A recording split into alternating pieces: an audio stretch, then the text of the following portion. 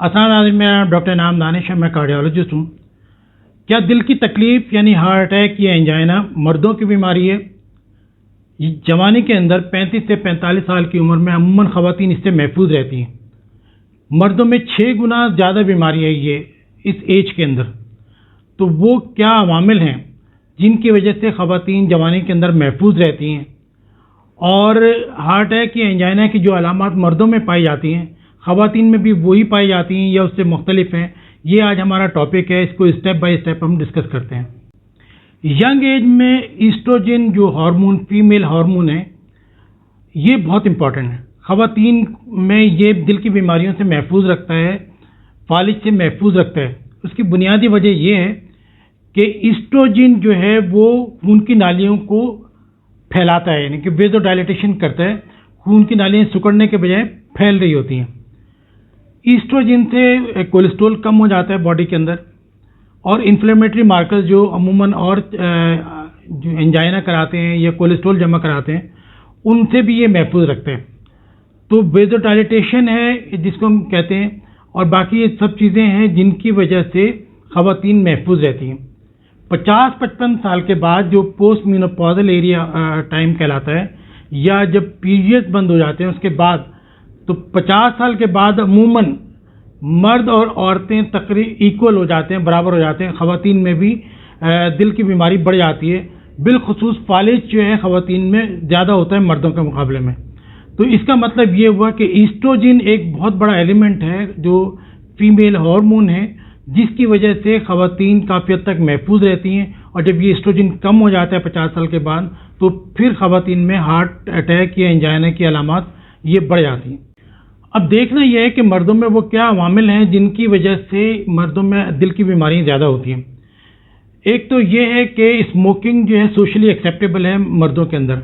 अमूमन ख़वातीन स्मोकिंग करती हैं तो उनका कैरेक्टर बुरा समझा जाता है, जबकि मर्दों में ये समझा जाता है सोशली एक्सेप्टेबल है कि मर्द स्मोकिंग कर सकते हैं। तो यही वजह है कि हमारे माशरे के अंदर ख़वातीन स्मोकिंग कम करती हैं, और मर्द चूँकि स्मोकिंग ज़्यादा करते हैं इसलिए वो ज़्यादा अफेक्टेड होते हैं और उनमें दिल की बीमारियाँ ज़्यादा होती हैं।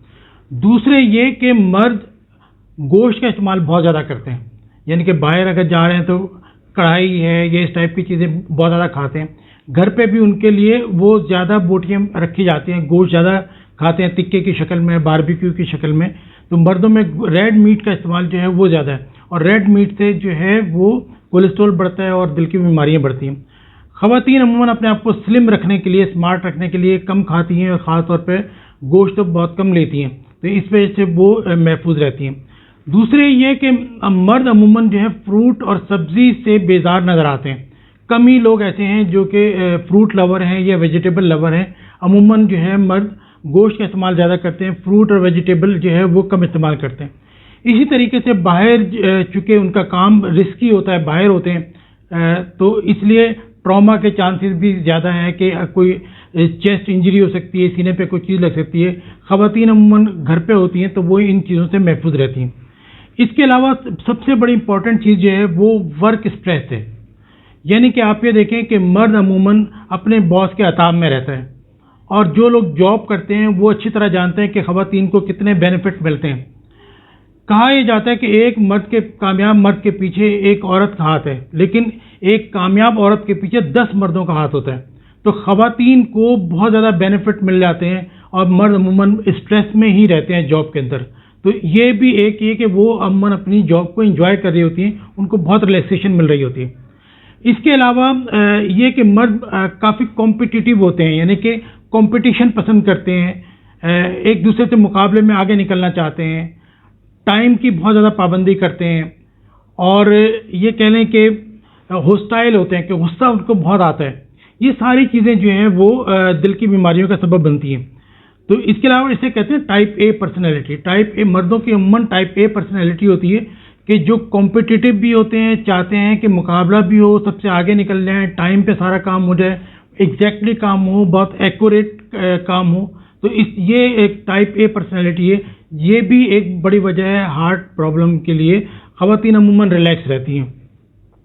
इसके अलावा एक हार्मोन होता है جس کو DHEAS کہتے ہیں. یہ ایڈرینل گلینڈ سے ریلیز ہوتا ہے. مردوں میں چونکہ زیادہ ہوتا ہے اور خواتین میں کم ہوتا ہے. کہتے ہیں اس ہارمون کی بڑھنے کی وجہ سے بھی مردوں میں دل کی بیماریاں زیادہ ہوتی ہیں.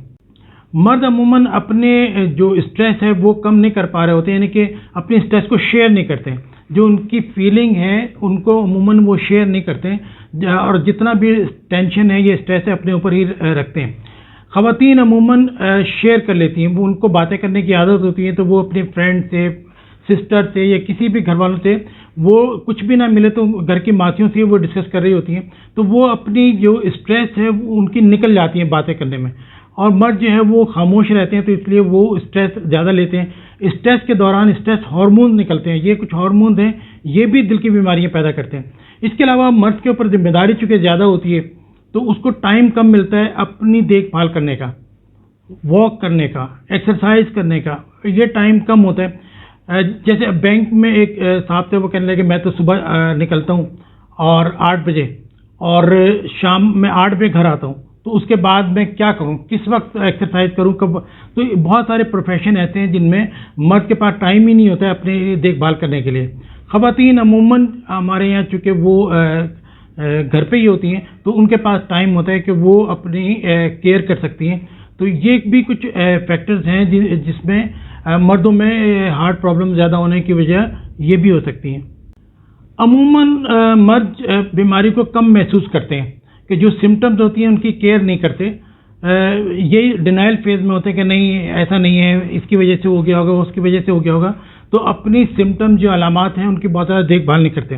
دوسری ریزن یہ ہے کہ وہ یہ سوچتے ہیں کہ اگر ہم ہاسپٹل جائیں گے تو پیسے خرچ ہوں گے. ان کی بڑی محنت کی کمائی ہوتی ہے، اس لیے وہ عموماً اپنے اوپر خرچ نہیں کرتے.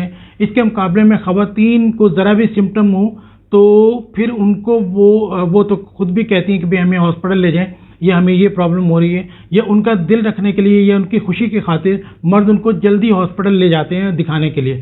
تو مرد اپنی کیئر کم کرتے ہیں اور عموماً خواتین کی کیئر زیادہ کرتے ہیں اس ایج کے اندر، اور یہی وجہ ہے کہ خواتین میں یہ پرابلم اس ایج میں کم ہوتی ہے.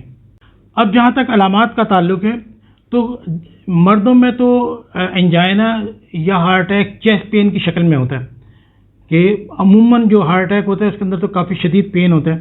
خواتین میں چیسٹ پین کم ہوتا ہے. سینے میں بھاری پن کی علامت، چیسٹ ہیوینس کی علامت جو ہے وہ زیادہ ہوتی ہے.